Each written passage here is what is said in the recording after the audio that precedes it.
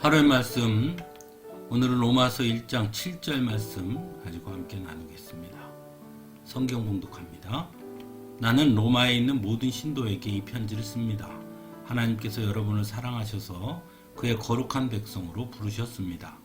하나님 우리 아버지와 주 예수 그리스도께서 내려주시는 은혜와 평화가 여러분에게 있기를 빕니다.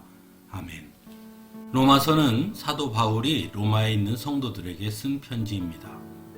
그리고 오늘 본문에서 우리는 사도 바울이 말하는 성도의 정의를 알 수 있습니다. 바로 7절 말씀이지요. 즉 성도는 하나님께서 사랑하셔서 그의 거룩한 백성으로 부르신 사람들이라는 것입니다.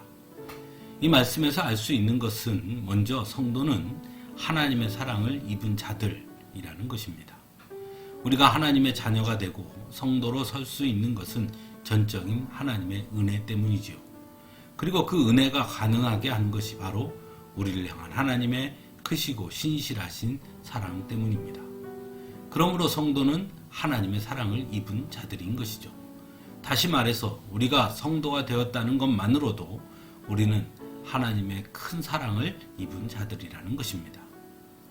하지만 그토록 크고 신실한 하나님의 사랑을 받았건만 마땅히 감사해야 하겠지만 우리는 감사하기보다는 우리의 작은 문제 앞에서 어려움 앞에서 쉽게 원망하고 불평할 때가 많이 있는 것은 아닌지 깊이 돌아보게 되는 것입니다. 왜냐하면 성도 되었다는 것이 어떻게 보면 가장 큰 복이고 가장 큰 은혜이기 때문이죠. 그리고 두 번째로는 거룩한 백성이라는 것입니다.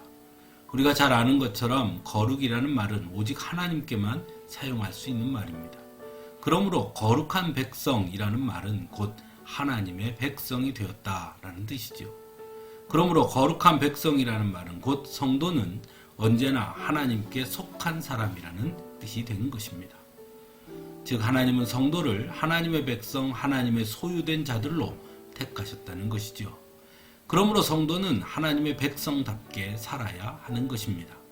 결코 세상에 속한 사람들처럼 사는 것이 아니라 내가 거룩하니 너희도 거룩하라 하신 하나님의 말씀을 기억하며 하나님의 백성답게 언제나 살아야 하는 것이죠.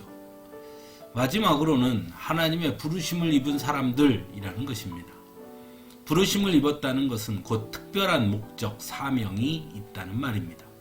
즉 하나님께서 주신 사명을 받은 자들이 바로 성도라는 것입니다. 하나님께서 우리를 사랑하셔서 하나님의 백성으로 삼으신 그 이유가 분명히 있다는 것이죠. 그러므로 성도는 하나님께서 부르신 그 이유와 목적을 위해 최선을 다해야 하는 것입니다. 왜냐하면 그것이 바로 하나님께서 우리를 성도로 부르신 이유이자 목적이기 때문입니다.